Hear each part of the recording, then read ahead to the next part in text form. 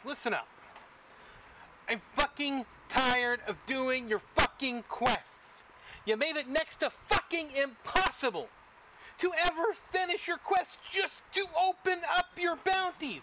What the fuck were you thinking? Wins? You based quests on wins, and then you team me with fucking idiots! What the fuck is wrong with you, Shaxx? Are you twisted? Or are you just fucking insane? I'm tired of your quests, I'm tired of your shit, and I'm tired of your one-horn fucking helmet!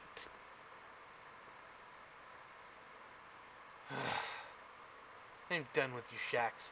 I'm gonna finish your quest, you're gonna open up your bounties, and then you're gonna bend over, and I'm gonna fuck you till you're dead! Buddy? Now I'm gonna go find old Tentacle Face. Good morning, ladies and gentlemen. This is your good friend, the King, aka the Scott, welcoming you to yet another Destiny video. This is the Xur report for Year 2, Week 3, or Xur 4.0, Week 2, or whatever you want to call it. As you can see here, I am going to the hangar here, and there he is. There is our good friend Xur. Let's find out what he's got this week.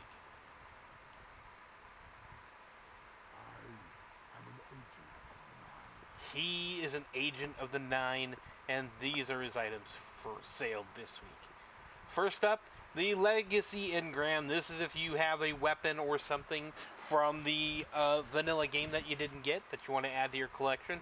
This week it's primary weapons, so that would include, you know, the old PlayStation exclusives, the Monte Carlo and the Hawk Moon, although we'll be talking about the Hawk Moon more in a bit, you know, or any of the other ones. So, you know, if you want to kind of waste 31 coins, well, there you go. Over here we've got the Ruin Wings for the Titan.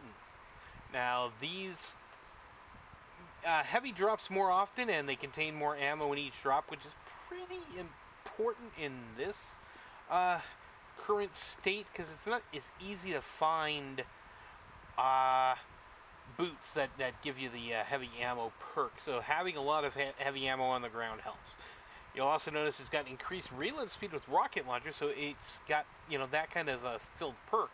You know, it's, you know, sort of thing that matches with what you've got there, and I'm guessing it's a switched pick here, and let's take a look and make sure. Yeah, rocket launcher loader, or, whoa, sniper rifle loader. That's an interesting mix. So, yeah, if you want a faster loading rocket, there you go. Strength, increased intellect, but yeah, it's your heavy drops more often, contains more ammo in each drop, so nice. Increased grenade throw distance, bonus grenade energy on melee hits, so, you know, whichever one you want there, but again, sniper or rocket launcher loader, I don't know, either one, I guess. I would say if you don't have them, pick them up. They're nice to have, and they do work with shaders really nicely now, unlike in the past. For the Hunter, we got a new item. It's the Sealed Ahamkara Grasps. Now, of course, you've heard of Ahamkara before, and you might even have the young Ahamkara Spine. These are sort of a new version. They're not a Year 2 version of the old one. These are completely different. But, you know, these are sealed. Plating the Ahamkara bones in silver helps to quiet the auditory hallucinations. Oh, bear mine. It's a complete strength roll. Here you gain an additional melee charge, which is always nice. And melee damage may reload your primary weapon, so that's a good little perk. We'll take a look at the full perks here. But so that's pretty good. Increased discipline or increased strength, so you can make them discipline and strength if you want. Switchblade decreases melee attack cooldown time. That's wow. So not only an extra melee, but you can decrease the melee cooldown. That's a nice perk there. Or bonus grenade energy on melee hits. I think I'm going to take Switchblade. You got fusion rifle loader, or you got rocket launcher loader. So again, like the Ruin Wings, you've got rocket launcher for the second time here.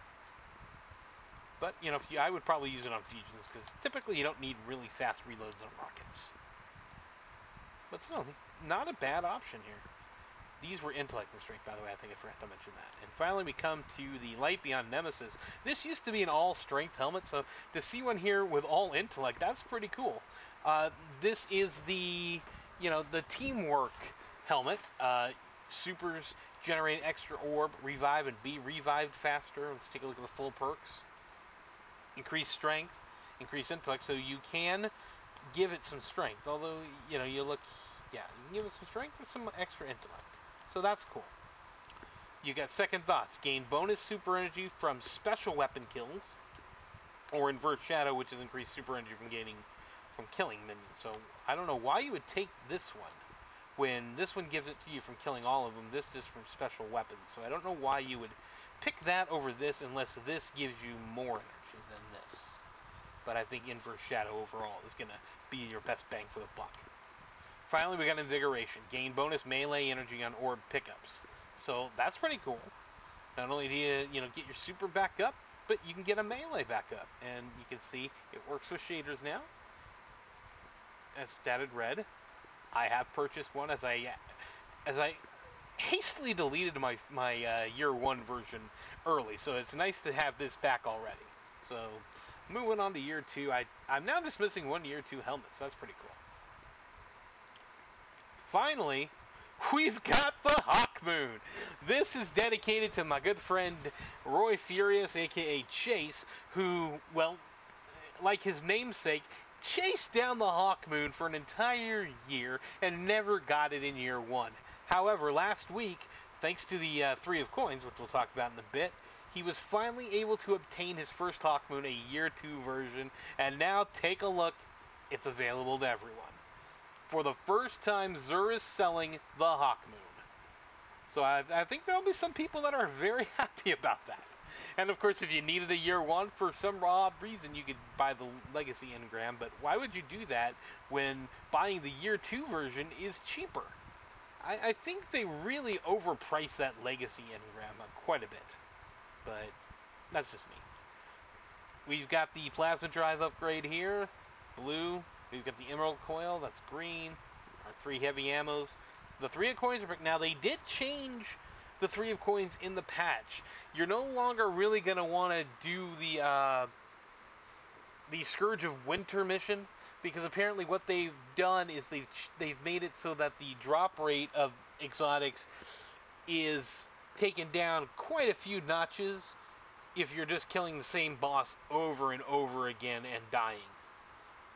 So if you're not going to another mission or you're not going to a strike, you're going to lose the effectiveness of the 3 of coins, although, of course, it still might give you a drop at some point. But I would say just use them normally now, and you got a pretty good chance. I'm going to buy some here. And, of course, we got the Motive Light. So that's what he's got this week. It's a pretty good selection. You got a new item, you got a long sought-after item, and you got a couple of classics. So there we go. No engram this week for armor. I should take a moment to explain here. We're either going to get a weapon, a specific weapon like the Hawk Moon, or we're going to get an engram for armor, like we got the helmet last week. One or the other. We will not get both in a week anymore. So those will just switch up. It's, I guess, a way to expand the game a bit, and mostly to kind of cover up the fact that there aren't going to be a lot of weapons that are going to be available through Xur. A lot of weapons are quest-based or hidden, like we found out with the Black Spindle this week. So that's what you're going to find a lot of, so that's why they've cut it back. You're still going to get these 3 options every week, and the Legacy. So those will be here every week, but either a weapon or an engram. I'm guessing next week we're going to get a nice armor engram, maybe chest pieces. Who knows? We'll find out next week. Anyway, I thank you for joining me. I am the King, aka the Scott, and we will see you next week. Eat a dick.